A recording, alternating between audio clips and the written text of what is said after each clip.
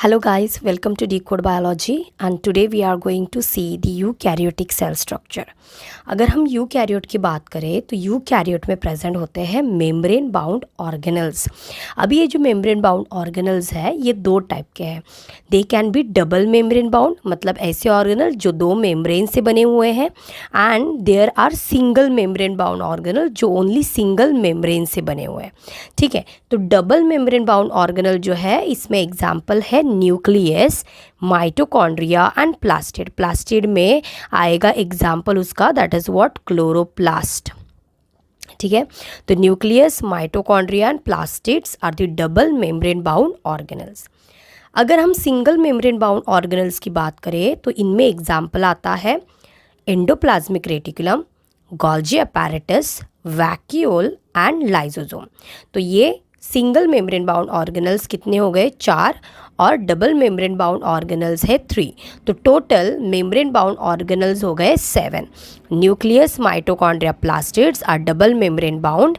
Endoplasmic reticulum, Golgi apparatus, vacuole and lysosomes are single membrane bound. इसके बाद कुछ ऐसे भी ऑर्गेनल है जो मेम्ब्रेन से नहीं बने हुए हैं, and those are membraneless organelles. Membraneless organelle में आएगा राइबोसोम. राइबोसोम के साथ साथ यहाँ पर और एक आता है, that is what, centriole. Centriole जो है that is present only in animal cells and this is absent in plant cells. ठीक है, and this is also absent in prokaryotic cell. लेकिन अगर हम राइबोसोम की बात करें तो राइबोसोम हर एक सेल के अंदर प्रेजेंट. हम लोग बात करेंगे कुछ टर्म्स की. ठीक है, अगर समझ लो कोई सेल है और सेल से आप रिमूव कर रहे हो सेल वॉल, अगर सेल है और सेल से रिमूव कर रहे हो आप cell wall, so that particular structure, मतलब क्या बचा अभी, प्लाज्मा मेम्ब्रेन एंड साइटोप्लाज्म जो है इनको हम कंबाइनली बोलते हैं प्रोटोप्लास्ट. ठीक है, अगर प्रोटोप्लास्ट से आप लोगों ने हटाया प्लाज्मा मेम्ब्रेन तो अभी क्या बचा, ओनली साइटोप्लाज्म और उसके अंदर प्रेजेंट है न्यूक्लियस. ठीक है, तो इस पूरे कॉम्बिनेशन को हम लोग बोलते हैं प्रोटोप्लाज्म. अभी प्रोटोप्लाज्म से अगर हटाया न्यूक्लियस तो जो भी साइटोप्लाज्म बचेगा उसको हम बोलेंगे साइटोप्लाज्म. एंड साइटोप्लाज्म से अगर आप रिमूव कर रहे हो सेल ऑर्गेनल्स तो जो भी बचता है उसको हम बोलेंगे साइटोसोल. ठीक है, तो प्रोटोप्लास्ट क्या है, plasma membrane plus cytoplasm plus nucleus, and protoplasm क्या है, तो cytoplasm plus nucleus. And cytoplasm में क्या होता है, that is fluid plus cell organelles. उसमें से सेल ऑर्गेनल को हटा दो तो क्या बचा, only fluid part, and that is the cytosol.